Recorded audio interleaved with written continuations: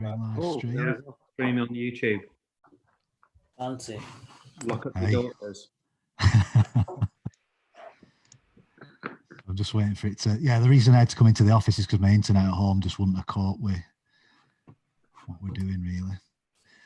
Right, so that's waiting for us to turn broadcast on. So we okay to go live, as it were? Yeah. Yep. Yeah. Good to go. Okay. So right, we're broadcasting, I believe. So we've got the attendees joining, so that's good.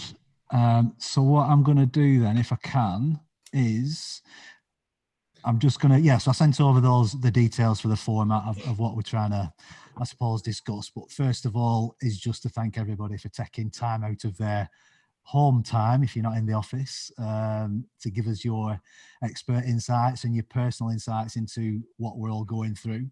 So today we have an expert panel of very successful digital entrepreneurs, agency owners, and consultants on this webinar, giving us their detailed insights into how they're navigating these uncertain times from a personal perspective and from their business perspective as well. So if it's okay with everybody to give a brief introduction to yourselves. I don't know, Richard, you're next to me on the Zoom call. I don't know if that's the same for everyone. So if you go from left to right. Yeah. My name's Richard Bendello, CEO of a company called Aero Commerce, which is a new e-commerce platform that we've built over the last 18 months, built specifically for agencies. I was the founder and former owner of probably one of the largest e-commerce agencies in the country, a company called VisualSoft. So that's the brief about me at the moment, I think. Yeah. Martin, you're next. Oh, okay then. I'm MD of Workhouse, which is a fully integrated agency in Ribchester. And I've been there since the start, which was about 28 years ago now, but did an MBO nearly 3 years ago from the founders, and I've run it since. And also co-founder of Perks Rewards, which is a loyalty platform, which just started 2 years ago and spun out of Workhouse. Cool. Liam, you're next on the list. I'm Liam Bateman, CTO of Silverchip. We're a digital transformation company based in the city centre. Team of 15, I've been going for 10 years, and my background is very technical. Originally a programmer, don't do much of that these days. And yeah, that's me. Yeah. Mike? Okay, so my name is Mike Pye. I run a consultancy business called Mike Pye & Co. We typically work with fast growth B2B businesses, helping them develop a proper bespoke marketing strategy. And then I've got a team of associates that I bring into those clients and help implement those strategies. I've been working in marketing for 14 years now, I think, and been running the business for 5 years now. So yeah, this is a new experience for me, going through such a bump in the road. yeah, could imagine. So, and Jonathan, you're next. Yeah, so Jonathan Leaf. I started my first design advertising agency business in 1989, and which I grew into a business called Strawberry. 2 million turnover, 40 staff-ish, and I sold that 2 years ago. So now I'm just helping other agencies realise their potential, really. Yeah, Nathan. Great. I'm Nathan Annie Barber. I'm the host of Agency Deal Masters podcast and the founder of Agency Deal Masters. We help agencies do 5 main things: find out how the best agencies in the world win new business, how do the best agencies hire and retain amazing talent, how do they increase their profits year after year, if they want to build towards an eventual exit in 3 to 5 years, how do they do that? And the 5th point is the client agency relationship. How do they get the best out of their clients, and how do their clients get the best out of them? I don't know the answers to those questions, but my guests do. So I every week I interview a different founder of an agency to find out how they've done those things. And my background specifically is B2B sales, consultative sales for agencies, high value B2B sales. So that's always my angle that I'm trying to sort of focus on for the podcast. But it's really a focus on how agencies grow, professionalize, and ultimately sell their business. Cool. So yeah, thanks for the introductions, guys. So what I'm going to do is I'm just going to share my screen just to introduce what we're going to be talking about, if I can. So yeah, today, I mean, really, I hit like a bit of a roadblock on Thursday morning last week because we went remote on Wednesday last week, and sat at my desk on Thursday morning and thought, shit, what am I doing now? Because you've no interaction with anybody apart from the Zoom calls, obviously. We had that Zoom call with the individuals, and then you kick off with your day, but you really are starting a completely different process to your life. So on the webinar, it's to just individually or as a group just discuss the emotions and challenges that we're feeling over this last week, 2 weeks as individuals and as business owners, the most immediate and long-term challenges we face. And in adversity comes opportunity, because I think we're all, from a creative mindset, we always try and see the positive in everything, and where, you know, what does the new world order, as what I'm calling it, looks like once we get out of COVID, and then potentially a live Q&A at the end of it if we've any questions come through from the people that are watching. So I suppose, first of all, so like I said there, I've kind of jumped into it a little bit last week. I hit a real roadblock on Thursday, and I'm just wondering, I suppose, Jonathan, we've already had discussions around, you know, you hit a bit of a black spot, didn't you? And then you've come out of that. Yeah, I did. I mean, I think when it sort of like it hit me probably about 2 weeks, and I thought this is going to be very, very, very, very bad. I had no idea how bad it was going to be. And then probably about a week and a half ago, just went into an absolute black hole. But I came out of it within 24 hours and just said, okay, what's the first thing we can do? We just got to know where we are. So I went around all my clients, including yourself, Sean, and just said, right, let's do a crisis budget. Let's look at the worst case scenario, and let's look and let's start kicking around a few different scenarios, how we get through this next month, how we get through the next 3 months and the 6 months, and then move on from there. And I think by the time you get looking at something and working on something, automatically you just get enthusiastic about it, because you're actually looking at solving a problem, and I guess all the panelists will be good at solving problems. That's why they're here. Yeah. So from you're at a consultancy stage, aren't you, I suppose, if we say that. So that's why again, thanks for coming on. Is you've got Mike, who's a consultant, you've got Liam, who's an agency owner, Martin, that's an agency owner, and then Richard, who's from a SaaS. I suppose you're in a SaaS space now at the moment. Richard, what's that look like for you? Probably not as bad as it may be for agency owners. Obviously, we took on investment to get our product off the ground. So we've kind of, I suppose, we're just using our runway money. We're not kind of focused on revenue as such at the moment. So we're probably not in as bad a situation as some of the agencies who are relying on kind of revenue to pay wages and bills and whatever. But equally, we've had a challenging time. We weren't kind of work from home as a structure. We weren't, as a culture, we weren't work from home. We were kind of very much, because we're able to kind of be agile with our business. We were very much kind of discussing things in the office and coming up with ideas, putting them into action pretty quickly, because we're all in the same office and all chatting about it. And that kind of rapidly changed, over the space of a week, so we kind of, we're in a fortunate position, I guess all of us are, with digital businesses, that we can, we can quickly adapt to working from home, I guess, in terms of technology, in terms of, communication. We've all kind of used these sort of Zoom tools before for various things. So we I think we're kind of a little bit more fortunate than a lot of businesses that are out there, which I couldn't dream of how bad it is for some of these, businesses that are very much service-based, face-to-face, you kind of, your services that really have been massively affected. So we've kind of taken a little bit of a positive view on this, and it's time to kind of, stop, playing with certain things that we talk about in the office and start focusing on some of the projects and roadmap that really needs to be kind of done. So yeah, we've kind of, I wouldn't say we've been massively affected as a SaaS business, compared to the agencies. Yeah. And what about Martin? Do you mind me asking you? Because you're like you say, you've got 40 strong. Is it 40 staff you've got at your agency? And just a few less than that now, thankfully. Right. We're recruiting, but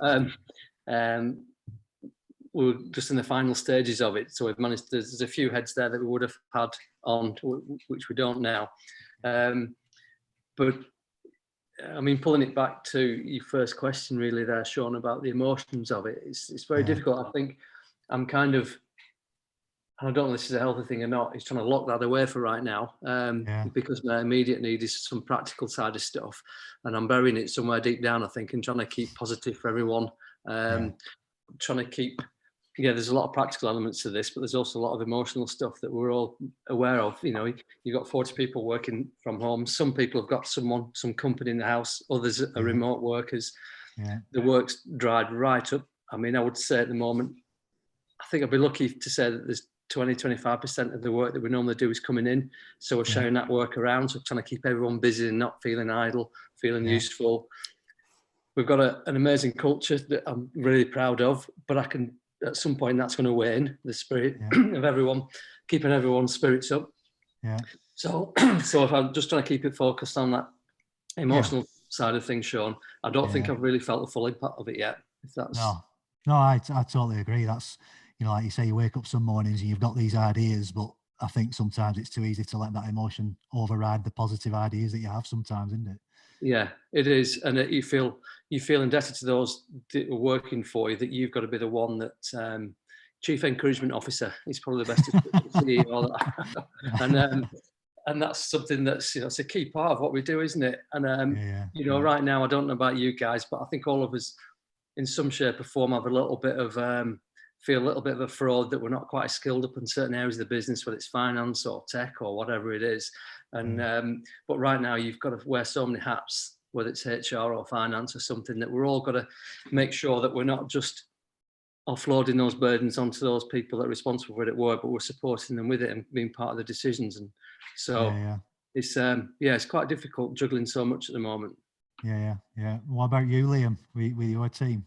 So I think that we're probably a little bit ahead in this kind of, so you guys all heard like the change curve, basically. Someone sent it to me about a week ago, and kind of, it goes through the sort of periods of kind of shock, denial, frustration, depression, and then you sort of come out the other side of it into experiment, decision, and kind of on from there. 5 stages of grief. Yeah, effectively, but connected to the same thing. But effectively, we saw this coming. So like from a week last Friday, we went full remote, which gave us a little bit of a head start to start to test things. It wasn't hard for us. We all use laptops. We all use, you know, it's all cloud-based stuff. So it's a fairly easy transition. What wasn't as easy is what Martin's referred to there, which is people have got kids, people live on their own. Some people just don't do well being at home on their own all the time. We did actually trial full remote working about 3 years ago, and we pulled it out because of these reasons. And what we found over the last week, and the hardest bit for me is watching these people that I can't go round and just say, listen, mate, let's go and get a brew. Let's talk about what's happening at home. You know, and that's before we even get into the financial side of things and that kind of worry and all that kind of stuff. So I feel like, if I'm honest, some days last week were great. You know, you're in that kind of like strategy mode of like, right, this is what we need to do, yada yada yada. And then other days you're like in sort of, you know, helpless kind of helpless parent mode, where you're trying to sort of do the best for the guys and the team. So it's just been, you know, roller coaster was the word you used, and I think that's a very sort of statement really right now. For sure. So I'm leaving you till last, Nathan, because I know you've interviewed some big hitters, so you'll have some good insights into what they think of it all. But Mike, from a consultant's perspective, has it dropped off a cliff from that side of things, or? Yeah, it's been very much the same. I kind of saw some bad stuff happening maybe 3-4 weeks ago, just through talks with various people in my sort of network about what we were expecting. But I don't think any of us expected the speed of which last week happened. It was just rapid. So I lost a client 2 weeks ago, or had it put it on pause, and then sort of went into that week thinking, okay, I probably might lose another 1 or 2, but things will be okay. And then Monday morning happened, and I had 4 phone calls before 10 o'clock asking stuff to pause. So that was quite overwhelming, to be completely honest. But the whole week, I suppose, was like I say, peaks and troughs, real roller coaster. I've got a team, but they're all freelance. So although it's sort of process wise, it's not quite as impactful for me personally as it is for everyone who has an employed team. But we work really closely. I provide a lot of work to quite a few of those people. So you've had to have some difficult conversations with quite a few people who are relying on the amount of work that I usually send them, and that's really tough, having those conversations. But I think me personally, I'm like a high blue, high green personality type. I need order and structure to feel calm with things. And last week being such a roller coaster put me in a bit of a whirlwind. So I needed to try and get back in some sort of order very quickly. So you can see on the wall behind me. That's what I did at the weekend. That's my 3-month plan. To focus on. I totally align with that. It's I think for me is just make sure you don't get up and watch the news and get on with your day, because otherwise that structure just falls away. And that's one thing I decided to stop doing is having a look at it for 10 minutes in the morning, and then no more Twitter, no more news for the day, just to try and get some focus. So Nathan, because on your podcast you've got, like I say, some really big hitters, in the creative industry globally. I know you probably haven't discussed COVID with some of them, but have you touched on any of these points with them emotionally? Yeah, so the way it was working in peacetime up until the point where sort of this COVID thing knocked us for six was that I was interviewing different agency owners and thought leaders around the world every week. And then I've moved that to daily now. I've sort of committed to sort of putting out a 20-minute show every day. And I don't know, at the time I was like, yeah, I can do that every day, commit to putting out a podcast every day. The reality of doing that now is dawning on me. But so far I've done, I think 5-6 interviews now with different agency owners and thought leaders. And their advice that they're giving is very similar to everything that I've heard so far from you guys, to be honest. It was really interesting actually, because sort of, I guess the first week that we all got the news, or we all started realizing, or at least for me, that it started dawning on me how serious this was the week before last. Because the weekend before that, I was sort of looking at wedding venues for me and my fiance, and everything was just all right with the world. And then I think the Monday and the Tuesday, it slowly started dawning on us that actually I need to take this thing very seriously. And I think everyone in the UK actually started sort of doing the same thing. And from what I've been hearing from the people that I've been speaking to, they've said week before last was all about crisis management and sort of moving everyone to a remote working environment. It wasn't really about thinking, it was just reacting. Got to get everyone moved out the office. Health is really important. Focus on that first. Get everyone set up on Slack and Zoom and Teams and all the rest of it. And then this week, and sort of a bit of last week, was the reality started to set in, and people were starting to think about, okay, what does this mean for our business if this continues for 3 months, 6 months, 9 months, 12? So just in terms of the 3-month plan that you've just outlined, is it Jonathan? Yes. Yeah.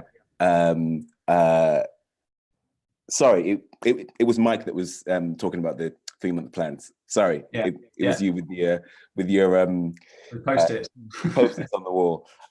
That's very much what I've heard from a lot of the people that I've been speaking to. They're thinking about, look, if this scenario planning, and if this continues for sort of 3 months, what do we look like? 6 months, 12, etc.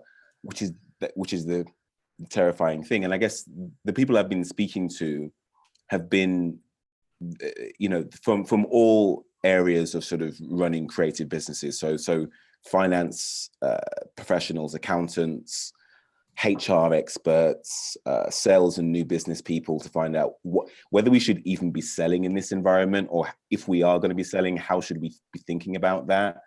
Obviously, there's the support from the government from a financial perspective. There are loads of grants and loans available out there, but agencies are struggling to find out how to access them.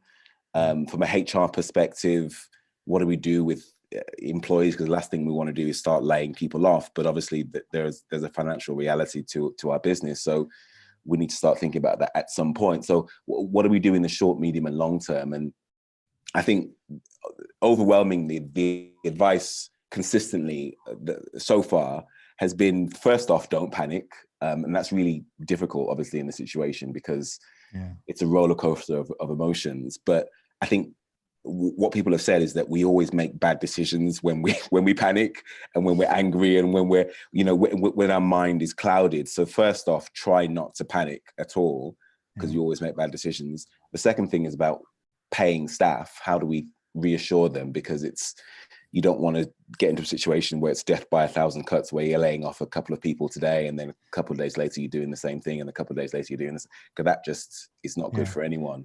I think the biggest, sorry, just I'm going to say there that after, because we spoke with the WOW company, who are accountancy company, and they've done the bench press report, which is the agency benchmarking report. And I think a lot of agencies are looking to keep the teams, they're not looking to lay people off, from a creative perspective. So there is that community spirit around each agency. It's not a fight or flight mode, if you know what I mean. It is very much about how can we keep this team together and how do we work together to come out of it together.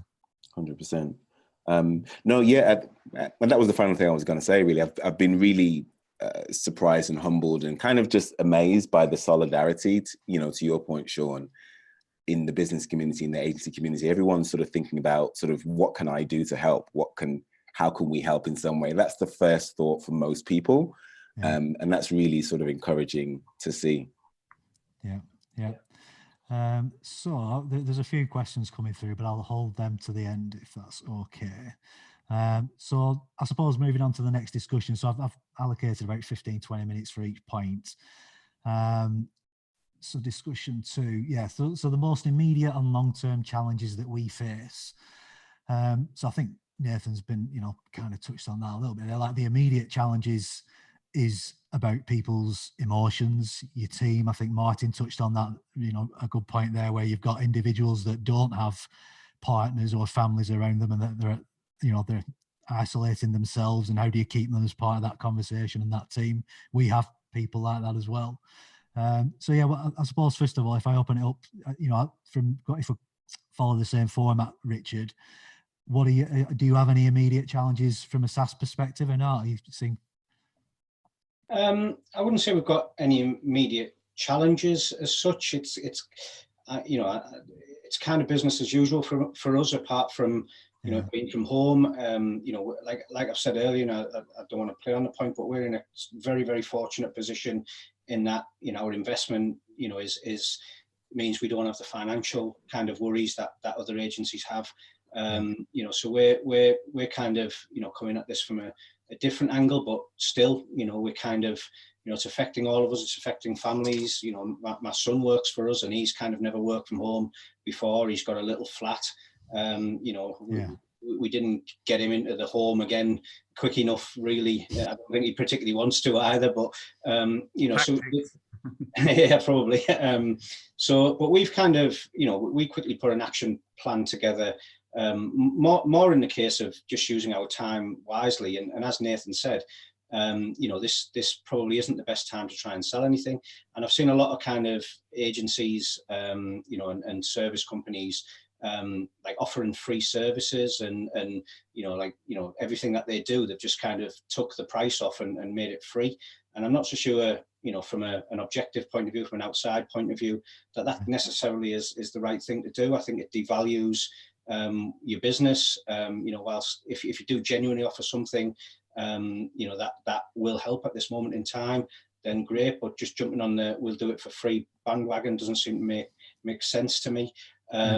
We've spent our time kind of, you know, using this time as an opportunity to build relationships and networks. You know, there's everybody is out there right now, you know, in the same boat effectively, you know, and you know, we have this solidarity kind of feeling at the moment. We have this, you know, kind of spirit of Dunkirk in us, that we're, you know, we're all willing to help each other. So what we've done is kind of really focused on building and strengthening our relationship at this time, asking if anybody wants any help, not offering, you know, kind of making sure that when this does all kind of flow over, you know, we're in a stronger position and got a bigger, you know, like kind of group of well-connected, you know, well communicated kind of people that we're dealing with, who will see us hopefully as somebody they want to do business with when business is open again. So we've really kind of focused our efforts and switching it to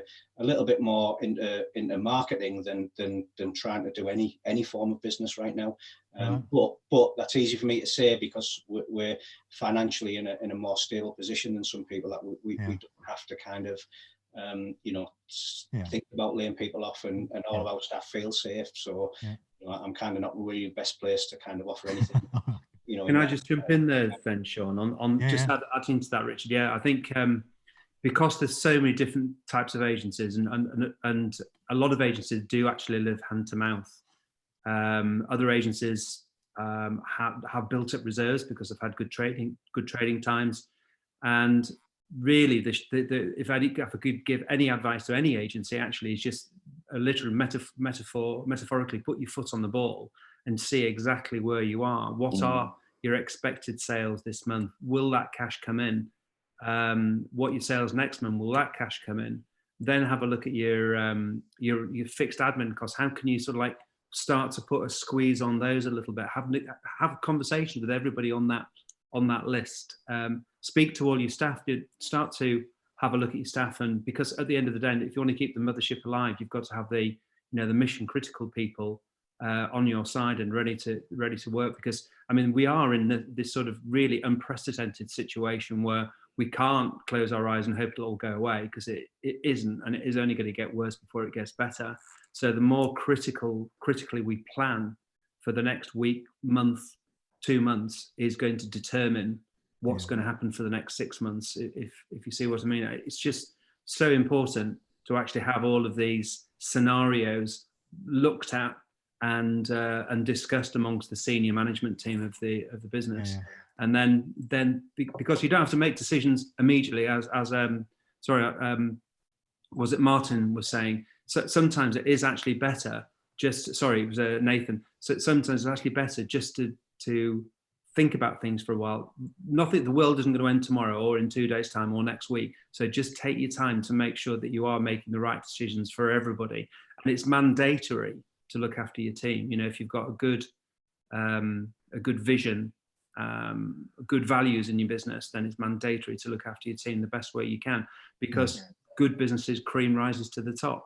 We will come through this. And if you maintain those relationships with your clients, and just to pick up on another thing you said there, Richard, is actually there are opportunities to reach out to your clients who are also badly suffering and say, what can we do to help? You know, let's just get on with the stuff, and we'll talk about how we're going to sort it out later. But if you need something doing, just let us get on with it. So anyway, that's my from the point that you brought up, Martin, where you've got, like, you know, an isolated remote worker. What are you doing as a team to, I suppose, you know, the morning Zoom calls? Are they having like breakout sessions themselves to keep in touch and things like that? Yeah, there's all sorts that's been done from that point of view. Elle is going to do remote yoga sessions on a Tuesday and a Thursday. We've got happy hours going on. There's no end of that kind of stuff. But I kind of feel like that's on the edges, and that for that short period of time it'll lift the spirits, but that's for that little period, but not when they get up the next morning then carry on working, or they switch the laptop off at 5:30 and then they've got the whole evening in the same room that they spent all day in. So I think there's some bigger issues that I think it's beyond.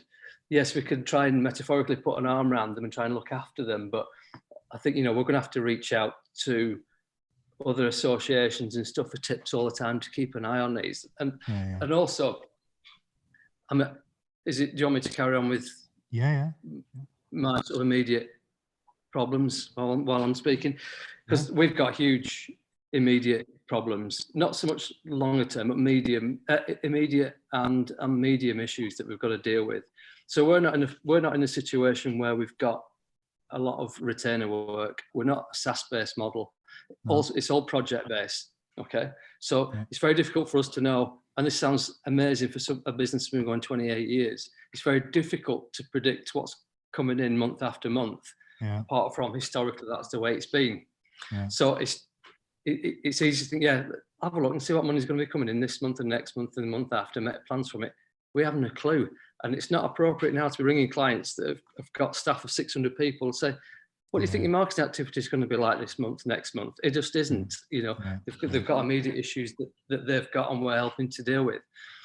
And the frustrating thing a little bit this morning is, for me, from a practical point of view, is the furlough situation, trying to understand whether that's something that can be applied on a part-time basis, or whether, as I think it stands at the moment, you're either furloughed and you're out, or you're employed and you're in, and there's no in between, which makes absolutely no sense to me whatsoever. Because if we've got 25% of work available for people, I want those people to be doing that work, and I want to be paying them for it and not taking the government's money and just topping it up to the 80. It's healthy for the individual, they're feeling useful, the mind's working, we're interacting on a daily basis. But right now, it doesn't look like that's available to us. Now, I was onto the DBA this morning on another webinar, and because they can lobby the government, and I've been pushing for this, for them to get in touch. But obviously, everyone's lobbying the government right now, aren't they? So I'm not sure it's going to be the case. Because other agencies that were on that webinar also said, because I've got specialist skills like an illustrator, there's some work to do, but there's not enough to pay them full time. Exactly. But right now, you've almost got to lay them off. So it seems an absolutely bizarre situation. So right now, you're quite right. Not rushing into this is the right way of doing it. And I'm looking at scenario A, B, C, D, E. The perfect scenario will be to take someone on a part-time basis, assess at the end of the month how much we need to top up to 80% and apply that HMRC. Not difficult to do. I can have the data to back up what work's been done, but that's not available to the moment. So now I'm thinking, okay, I've got to furlough people. Now, who do I furlough? Because there's different skills. It's not just that. You've got someone that's going to be effectively on 3 months, paid holiday at 80%. And then you've got other ones that are working flat out, trying to keep the agency going for when times are good, and we can invite everyone back. So that's a massive frustration for me, not having clarity from HMRC as to what's available to us. Sorry, I was just memeing because we're just outside with something. It's really noisy. I'm saying, can I turn it off? I wasn't doing this to you. And no. But no, we've had the same conversations from a furlough perspective. Is they say, if a job comes in and you need somebody to work on it for 2, 3, 4, 5 days, but it's not a month's work, what do you do? I think everybody's going through that conversation. So it's good that you're trying to speak to the government about it, though. I've not gone that far. No, but everyone, because I've had so many different versions of how it's going to be applied sent around, but I think we've all got the same document that we've had from the government, which outlines it in basic terms, and all I'm getting is people's interpretations of it, not fact, just interpretations. And they vary quite widely, from a black and white, you're in or you're out, to no, it is possible that you can do something part-time and this, that, and the other. But we don't know right yet. But that's going to make a huge impact onto us, because just for the well-being of those people working from home, the ones that might get furloughed are the ones that are on their own. So they won't even have the sort of that engagement with all their colleagues in terms of the work that they're doing. They won't have that either. Just completely, then you're cut off, and that just sounds. It just seems ridiculous. What about you, Liam? With your team, are you? A lot of the same stuff. So I mean, the immediate issues we had straight away were, I was actually in France. So one of the worst places to be, because we were just about to go into lockdown. So as soon as we got back, basically it was a case of, right, let's look at this from a 12-month, sorry, basically, let's look at this. How long can we go with no more work? What's the cutoff point? What's the date when the cash runs out? And we're pretty lucky. We've got some really good reserves, and that took us way past when we thought the end of this would be. But so once we got over that initial kind of like panic of oh crap, this is really bad, we took a step back and kind of looked at the team as a whole, and it became very clear to me very quickly that and I'm halfway through a similar post on LinkedIn about this, is that if you look on LinkedIn at the moment, every expert out there, every kind of like, I won't swear but I want to, says this is a time when you should be selling, you should be pushing, you should be marketing, you should be selling into new clients. And I looked at my team, and we've got people. The first thing straight away was securing to them lot that the jobs are good. We've got the cash, and there's nothing bad's going to happen basically in the immediate future. But then you look at them and you're like, you've got people at home on their own, you've got people with kids, you've got people with partners that are self-employed. The last thing at the moment that they need is the stress of setting up a working environment at home when they've got a 5-year-old running around and their self-employed partner is a plumber, has just lost all his work. So we've taken a completely different approach, and we spoke to all of our clients, and we've taken it right back. So any project that can get pushed back, we've done the opposite of trying to stuck everything into this month, and we pushed it back.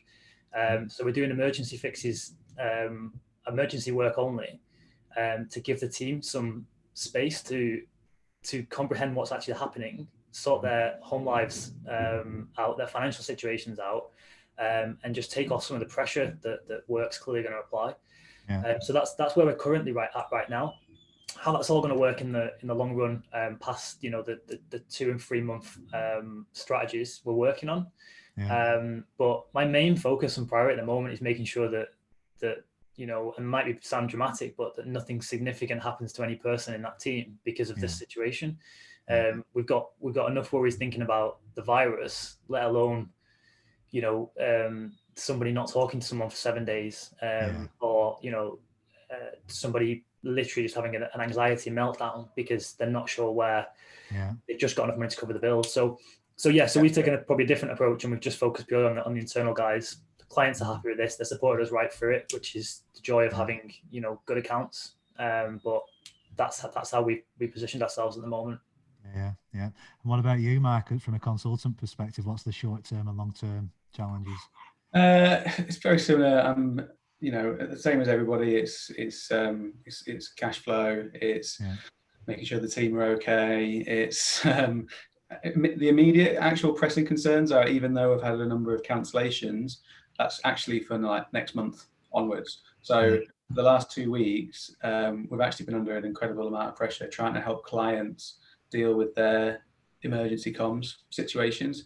So all the plans, everything we were working on was kind of ripped up overnight, and then we've got everybody all at once coming in needing help, trying to get the right messages out to their clients and offer value as well. We're helping them a lot of content to help them demonstrate value. So it's been quite a lot of pressure this week, purely dealing with that in the flux that we're in. And like Liam said, well, everyone is kind of all over the place, and not particularly in the best frame of mind to be doing to be working. That's been a challenge to try and keep that focus and keep things going. But for me personally, I agree. I think what Liam said about people saying, you got to go out and start pushing sales. I don't think anyone's in the mindset to be buying, especially marketing at the moment. I think everyone's in panic mode, and then they'll be in shock mode, and then maybe in 3 or 4 weeks' time, there might be a situation where we can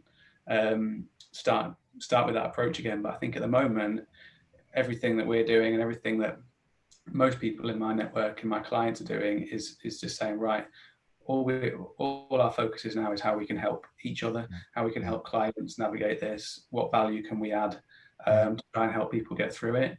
So that's pretty much where my focus is at the moment, just trying to do that. And what about you, Nathan? Sorry. Oh, go on. Sorry, just to jump in there quickly.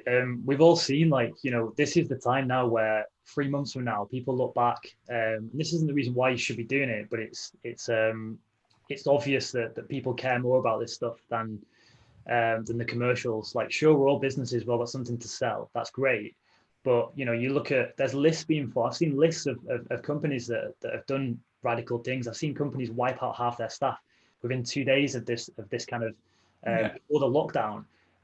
You know, you got Mike Ashley opening up Sports Direct and saying they're vital services and putting their staff in harm's way. It's absolute nonsense. Like, we're going to look back 3 months from now, and you know, in a crisis, you start to see where people actually 100% care, basically, or don't care. So yeah, sorry, let's jump in that. So go on, Nathan. Sorry, what are you? Yeah, no, it's a really good point that you make. It's you know, now is the time to really think about, because we are going to see the back of this thing at some point in the future. This isn't going to be, you know, we're not going to be in this situation forever. And when we do look back, we're going to remember those businesses and those organizations and those people that actually helped and actually did step up and say, well, what can I do? And didn't use it to their advantage in a crass way. You know, we're all businesses, and we all need to sell things to keep the lights on. But there are priorities, and there are people's lives that I think that obviously take precedent first and foremost. And then we can think about all the other things after that. So I completely agree with you, Liam. So my situation is I've lost a client recently as well, which sort of represents a third of my income. But to be honest, I don't really feel I'm quite lucky in that I've got quite a diversified sort of range of clients that I'm working with, and they're in agencies in different sectors, so they've been affected differently. I think that's also been the interesting thing to me, because the advice for agencies for a very long time has been specialized, focused on a niche, focused in a particular area. But if all of your if your niche is in transport or events or what have you, that's looking like not very good advice right now.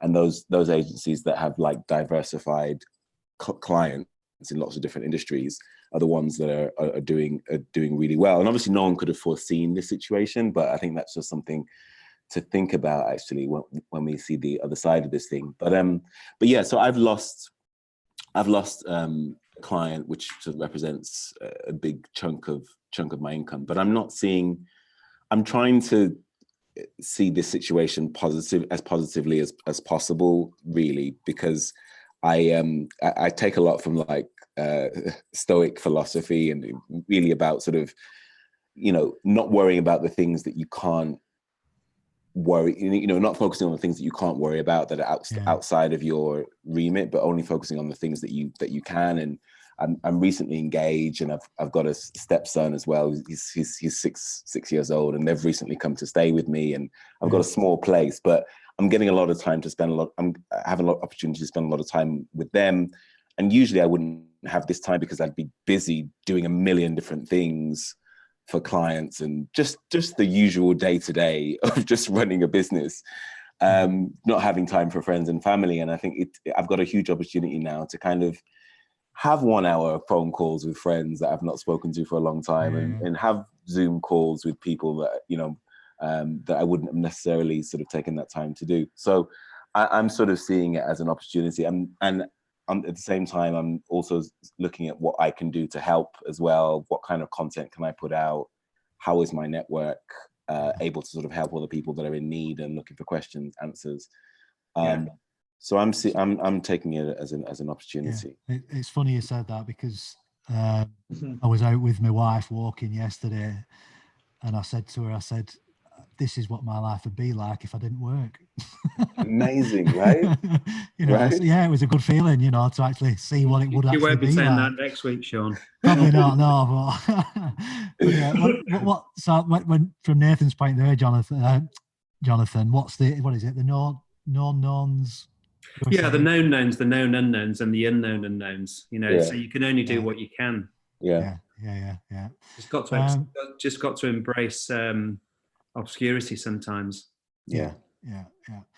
So, just moving on with time. So, discussion 3 is in adversity comes opportunity. So, you know, having that mindset and trying to understand yeah, what opportunity we can create from this side of things. So one of the things that I think about is people are going to be so used and so familiar with using video calls now, even down to the fact of product demos through video, instead of having to be a salesman knocking on a door, showing the product itself. You know, that's where I see the opportunity. I'm just wondering where everybody else sees, you know, what the new world looks like once we come out of it, because technology is going to play a massive part, isn't it? Yeah. So, sorry. Yeah. Go on. Sorry. Go on, Mike. Sorry. No, I think you're exactly right. I think we're going to be moving into a new normal where loads of industries who've previously never used a lot of this technology. I mean, in our industry, we're quite lucky. And I suppose most of us have been using this sort of stuff for ages. But my wife's a lawyer, for example. It's completely paper-based. It's completely face-to-face. I had to show her how to use Teams the other day. but yeah, that's going to hopefully dramatically change that industry for the better. I think, you know... And with that, just with that, the environmental opportunity or advantages that gives, because people aren't traveling as much, they aren't flying about the place for needless meetings. So I think that helps, definitely, you know, the environment as well. Yeah. No, sorry to interrupt. It's okay. No, I was just going to say, I'm a big believer that it's like times like where, you know, it's crisis like this where there is big opportunity that comes out of it, and it's at times like this when people collaborate much more than ever. And I've seen that within my own network so much, people getting together, creating new things. I've joined with a couple of clients and a couple of contacts to create a LinkedIn group to share really helpful, useful resources to help people get through this. We're also talking about collaborating on a new potential business project. And I'm personally just spending the next month or two just focusing on what I can do to improve the business in every shape and form, really. So that's what my plan is. What are your thoughts, Liam? Because you're knee deep in apps and tech, and you know, where do you see the opportunity in tech? Well, I'm going to be a bit controversial and say, what if the opportunity is nothing to do with what we sell and what we do, but actually the opportunity to start to actually look at our life balances, our teams. I think that is ultimately, you know, the biggest takeaway from all of this is actually the people in our businesses. We all know this. We're told it at every business course you go on says the people are the most important thing in your business. But people are starting to realize that actually, do you know what? They are the most important aspect. And how do we make their lives merge better with work? And yeah, obviously, once you get into the technology side of things, clearly this is the biggest, literally the world's biggest remote working experiment. And I expect to see that most businesses have now just, you know, over a weekend put in remote working procedures. So if you've got call centers going remote, then clearly there's very few businesses that can't go remote. I do think that also one thing I've said for years is that remote isn't the answer. And I think this is highlighting it pretty quickly that, you know, a fully remote business has problems just like a fully on-site business does. And the human interaction element that we are all going to be craving so much come, you know, 5 weeks from now, 6 weeks from now, wherever it's going to be, is going to hopefully bring these businesses together. The one other thing as well, and this might sound a bit mean, but we're going to see the again, I know I swore then, shouldn't swear, I'm live on YouTube, is the businesses that aren't so good, the ones that have made these rash decisions, they're going to disappear. They're going to disappear, and clients are going to start looking at the businesses that supported them through this issue. This isn't just our problem. Our clients are having the same issues as well. They've got remote working problems. They've got you know, income not coming in. So, you know, if we can all support each other. A little thing like I heard, I've got a friend that runs a very, very large cleaning business, and they've lost 95% of all their cleaning contracts. Okay, so what that means is you've got an entire business of thousands of employees that have now just lost their income, which means that they're not going to be spending money elsewhere. It's on us to support our suppliers. So if we've got, you know, there's going to be exceptional cases where people are that close to the breadline they can't afford to do this. But in most of our cases, if we can continue to support our suppliers, our cleaners, our bookkeepers, you know, these non-essential at this time resource, that's what's going to keep the economy going. That's what's going to keep business going. And you know, the cliche phrase of we're all together, we're all in this together. it's never been so true. So I'm pretty passionate about the fact that this is going to show the diamonds from the scumbags, basically, that we all know exist, but have got away with it so long because the commercials are strong. This is going to highlight flaws in all of their models. Yeah. 100%, Liam. I can't agree with you more. I mean, I have this discussion with all my clients, and they just say, look, you've got to live. Now is the time to absolutely live your mission statement, live your values. Because the reckoning will come, and the ones who have done the best by everybody will stand the best chance of getting stronger and being stronger in the future. Yeah. And just having a conversation with someone this morning about they pay £70,000 rent. In fact, it's my old business. In fact, that I sold £70,000 rent. So, well, what do we need all that space for? So there are, all of these tower blocks in the cities and things like that, they're going to be empty. People say, well, actually, we can have half work remotely, but you've got to have that interaction as well. Human contact is so important as well. Yeah. Really good points there, Liam. Yeah, I'm going to say, Richard, I've noticed your posts on LinkedIn about your documenting your work from home process and the opportunity of interacting with your wife on a daily basis. Yeah, I'm trying to keep as upbeat as I can about it, trying to put a little bit of humour into my posts, without being crass or flippant about it at all. But yeah, we all got different challenges. We all got similar challenges. We work with retailers, who are depending on the sector, are getting hit particularly hard at the moment. So we're trying to devise content that helps them through this and what they could be doing, in terms of any downtime that they might have right now and how they can kind of plan for getting through this. So just offering that degree of I suppose, like, kind of knowledge-based support that we can to them, and again, without kind of, we aren't offering them anything, we aren't selling them anything, we're not doing anything really other than saying we're there for advice and we're there for for the time being, and then obviously we want to be seen as a maybe a thought leader in the future for retailers. So when the times are good again, then we might be in a stronger position ourselves. But this is a great leveler. You've got some huge businesses that are now in whatever you want to call it, panic mode, who are focusing solely on surviving, and like Liam says, there's a lot of businesses that have done it wrong. They've kind of, the Mike Ashley thing, I've had to actually delete my post about Mike Ashley because it went absolutely crazy. Just goes to show the passion. I was in fear of maybe getting into a libel case, so I quickly deleted that one. But it just goes to show what people genuinely think about these companies right now that are showing their true colours. These so-called entrepreneurs and billionaires that are have no compassion whatsoever for their staff and for their suppliers and for their for their landlords or whoever it might be.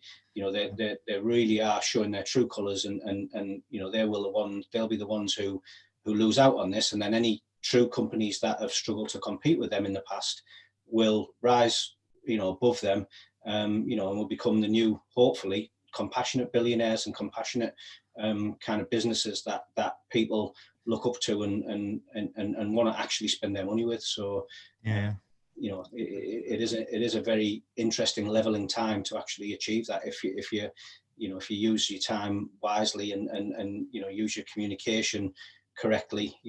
Like I say, with my posts recently, I'm trying to keep it upbeat. I'm trying to, I don't want any of my staff thinking I'm kind of panicking and wondering what to do next. You know what I mean? We are leaders. We have to lead, and we have to make sure that yes, communication is strong, and we look after everybody. But at the same time, they don't want to be feeling as though the owners of these businesses, are flapping around and wondering what to do next. So we kind of, Matt and myself have kind of spoke quite deeply about making sure, that we're seen as kind of, in control, if that makes sense, even though it's such an adverse sort of situation that we don't really know what's going on, but we have to kind of keep making sure, that the people who look up to us, you know, don't see us kind of scratching our heads and wondering what's next. You know, we don't want panic to set in, you know, throughout the ranks. So you know, that's how we're dealing with it, really. Yeah. And what about you, Martin? Is there opportunity, do you think, at the end of a dark tunnel, as it were, at the moment?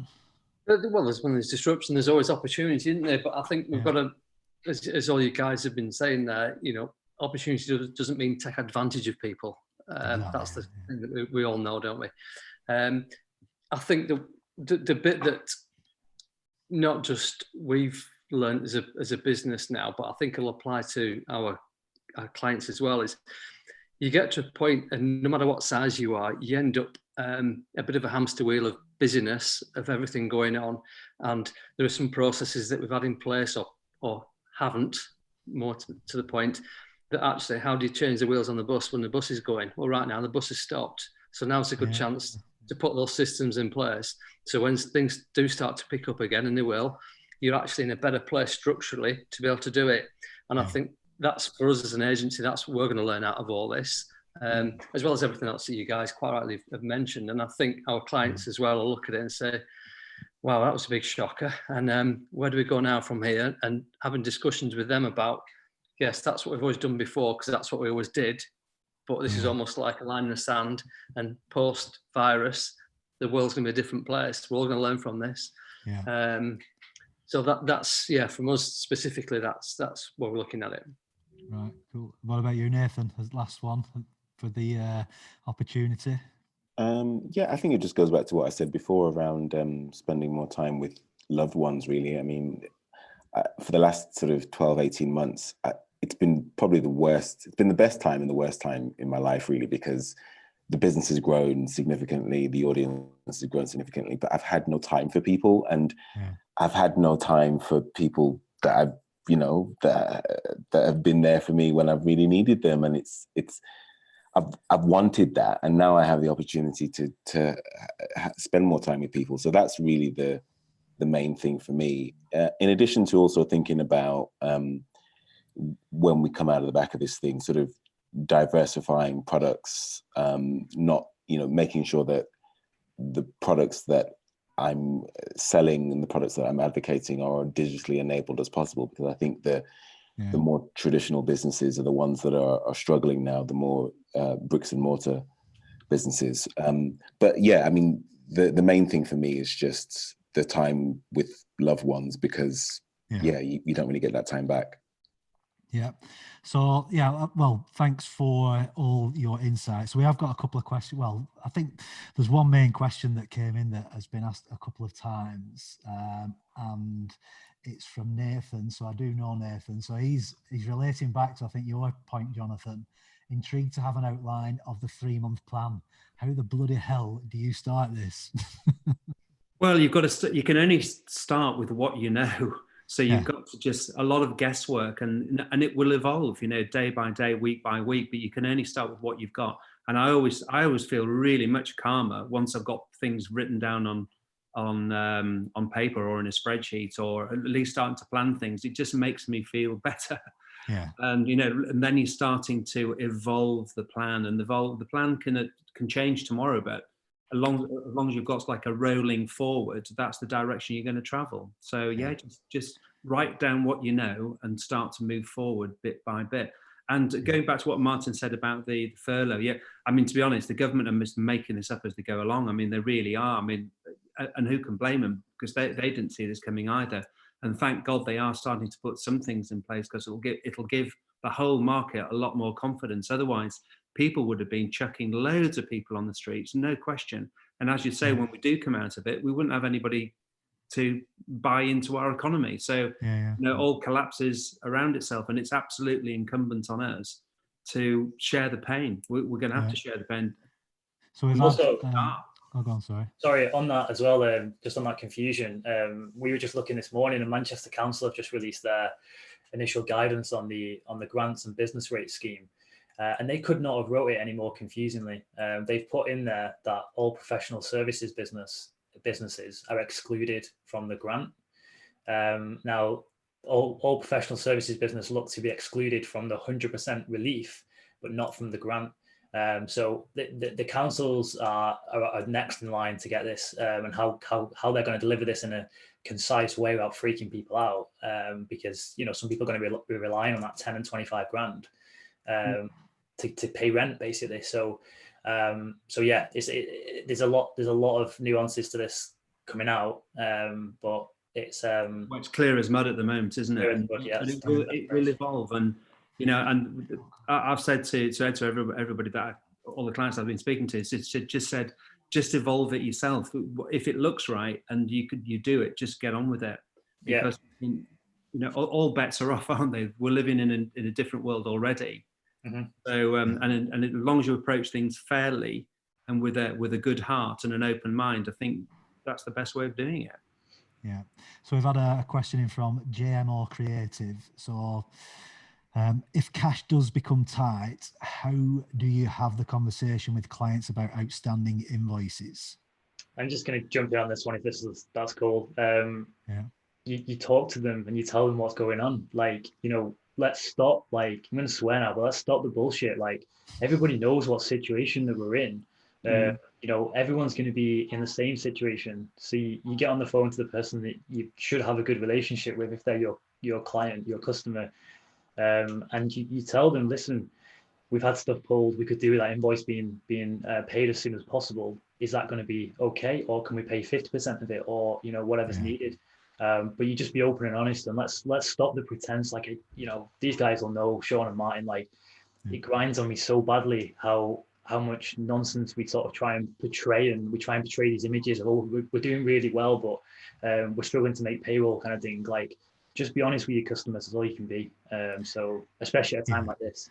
Yeah, we've taken an approach with some customers just around, so if they are on a retainer with us, do you want a payment break next month? But if you could do this month, that'd be fantastic. And just stagger that, and just, like you say, work with your client. You've both got the same. On that, Sean. There's a and it's just, I think it's inbred in all of us that you don't talk about money, and but it's absolutely right to do it and to be honest about it. And for me, one of the things looking into this loan scheme that's going to be available through the British Business Bank, I was speaking to the bank manager yesterday, and for those that don't know out there, that there could be loans available that guaranteed 80% of it's guaranteed by the government, so the bank should be willing to lend it to you, and there's no fee for setting it up. There's no interest for the first 12 months, and there's no early repayment if you pay it all back within 12 months. And to me, that's an ideal opportunity to be able to talk to clients and say, we've had a couple of clients that have been on the phone and said, we don't want you to stop doing the work, we need the work, but I don't know when my money's going to be coming back in. Well, that's fantastic kind of conversations to be having with clients. They say, don't worry then, let's stagger it, and at least if I can get some of this loan situation, that means that I can stagger those payments and keep payroll going. But you need that clarity, and it starts off exactly like Liam says. It starts off with a phone call, not an email or a message, a phone call to say, I understand, we're all in this together, how can we help each other? Yeah, that's what it comes down to.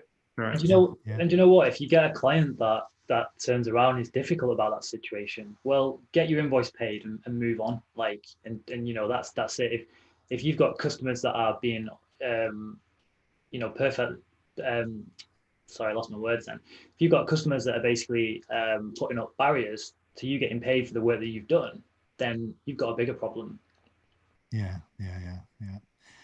So I think we've kind of kept it on time there. So I think I'll just give so it's Nathan again here. It's a great session, gents. Had a lot more questions, but all answered as we're going along. Very insightful and reassuring. So I think everybody that is watching, and anybody that watches it beyond this live webinar, hopefully will get a lot of value and quality out of it. So again, thanks for your time, guys, today, and coming on and giving us your thoughts and thought leadership. And I'm sure we'll be catching up in the future. So yeah, unless anyone's got any other points, I think we'll wrap it up. Is that okay? Just say divorce lawyers are going to be busy in a few months. What? Sorry, Jonathan. Divorce lawyers are going to be busy. Divorce lawyers, yeah. For sure. Be kind to each or other. midwives. Yeah. So I think from a parting comment is, it's more about the people than the situation itself, isn't it, at the moment? So yeah, thanks for that, guys. Thank No you. worries. Thanks a lot. Thanks, Sean. Thanks. Everybody. Bye. Bye. Bye. Take care. Bye.